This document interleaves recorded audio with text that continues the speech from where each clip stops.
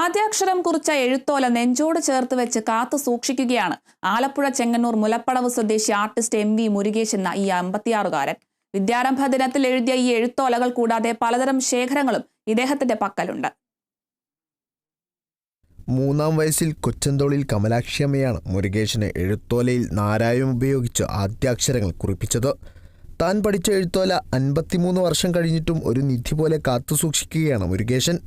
എല്ലാ നവരാത്രി ദിനങ്ങളിലും ഇവ പുറത്തെടുത്ത് പച്ചിലച്ചാർ ഉപയോഗിച്ച് അക്ഷരങ്ങൾ തെളിയിച്ച് മിനുക്കിയെടുക്കുന്ന പതിവുണ്ട് ഇദ്ദേഹത്തിന്. ഇന്ന് പ്രചാരത്തിലില്ലാത്ത പല അക്ഷരങ്ങളും ഈ ഓലയിലുണ്ടെന്ന് അദ്ദേഹം പറയുന്നു.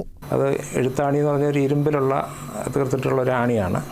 അതിൽ എഴുതിത്തരും. എന്നിട്ട് അതിന് പുറത്ത് നമ്മൾ കമ്മ്യൂണിസ്റ്റ് പച്ച അതുപോലെ ചെമ്പരത്തിപ്പൂവ് ഒക്കെ കൊണ്ട് ഉരസി ഈ അക്ഷരം തെളിച്ചെടുക്കുമ്പോൾ നമുക്കത് വായിക്കാനായിട്ട് പറ്റും ശരിയായ രീതിയിൽ. ഇതിൽ എല്ലാ അക്ഷരങ്ങളും ഉണ്ട്. ഇന്ന് പ്രചാരത്തിലില്ലാത്ത അക്ഷരങ്ങൾ വരെ ഉണ്ട് ഇതിനകത്ത്. 1.5 അടി നീളവും 2 ഇഞ്ച് വീതിയും വരുന്ന പ്രത്യേക രീതിയിലുള്ള ഓലകളാണ് അന്ന് ഉപയോഗിച്ചിരുന്നത്. കാലപ്പഴക്കത്താൽ മിക്ക ഓലകൾക്കും തലക്കെട്ടിനും ചില കേടുപാടുകൾ സംഭവിച്ചിട്ടുണ്ടെന്നൊഴിച്ചാൽ അക്ഷരങ്ങളെല്ലാം തെളിഞ്ഞു കാണും.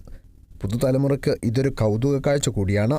ഈ അമൂല്യനിധി കൂടാതെ വിവിധ രാജ്യങ്ങളിലെ കറൻസികൾ, നാണയങ്ങൾ, സ്റ്റാമ്പുകൾ, വിവിധ ബോട്ടിലുകൾ എന്നിങ്ങനെ ശേഖരം ഇദ്ദേഹത്തിൻ്റെ പക്കലുണ്ട്.